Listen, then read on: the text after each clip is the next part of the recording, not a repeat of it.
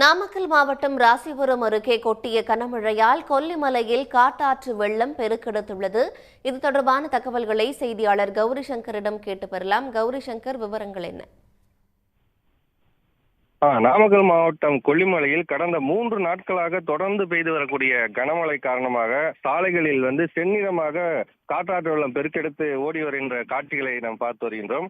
இந்த நாமக்கல் மாவட்டம் கொல்லிமலை சுற்றுவட்டார பகுதிகளில் கடந்த 3 நாட்களாக பெய்து வரக்கூடிய கனமழையால் அருவிகள் மற்றும் ஆறுகளில் வெள்ளப்பெருக்கு ஏற்பட்டுள்ளது. தொடர்ந்து பெய்து வரக்கூடிய இந்த கனமழை காரணமாக சாலைகளில் காட்டாற்று வெள்ளம் பெருக்கெடுத்து வருகிறது. சாலைகளில் வெள்ளம் பெருக்கெடுத்து ஓடுவதால் பல்வேறு சாலைகள் அரிப்புகள் ஏற்பட்டு முழுவதும் சேதமடைந்துள்ள நிலையில் உள்ளது.